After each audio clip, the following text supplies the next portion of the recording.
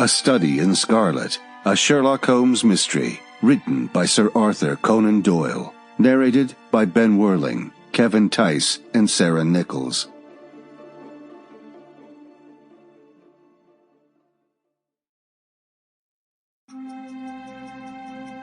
Part 1, being a reprint from the reminiscences of John H. Watson, M.D., late of the Army Medical Department.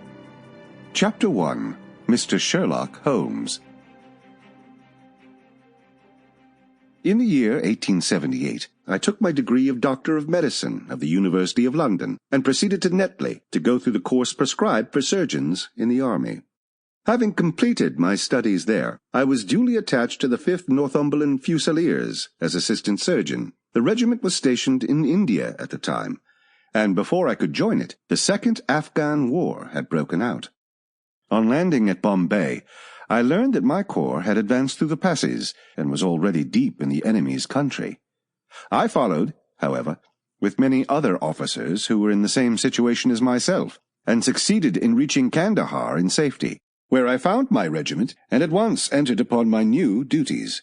The campaign brought honors and promotion to many, but for me it had nothing but misfortune and disaster.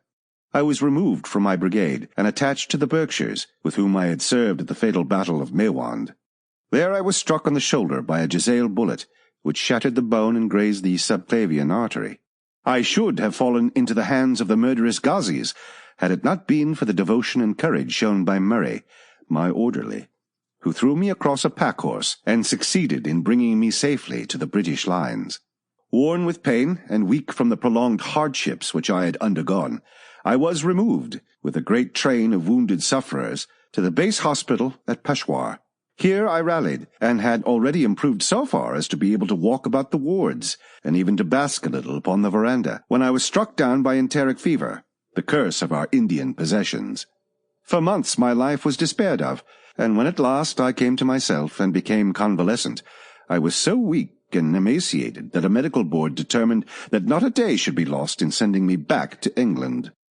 I was dispatched, accordingly, in the troop ship Orontes, and landed a month later on Portsmouth Jetty, with my health irretrievably ruined, but with permission from a paternal government to spend the next 9 months in attempting to improve it.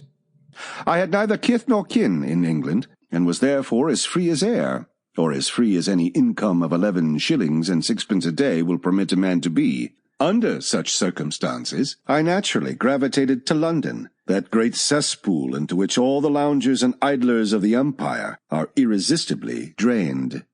There I stayed for some time at a private hotel in the Strand, leading a comfortless, meaningless existence, and spending such money as I had, considerably more freely than I ought. So alarming did the state of my finances become, that I soon realized that I must either leave the metropolis and rusticate somewhere in the country, or that I must make a complete alteration in my style of living.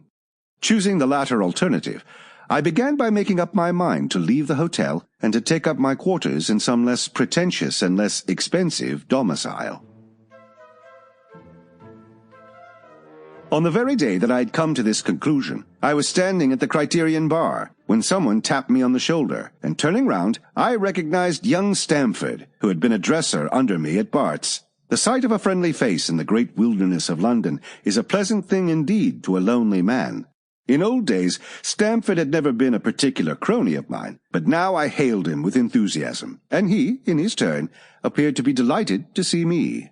In the exuberance of my joy, I asked him to lunch with me at the Holborn, and we started off together in a hansom. "Whatever have you been doing with yourself, Watson?" he asked in undisguised wonder, as we rattled through the crowded London streets. "You're as thin as a lathe and brown as a nut."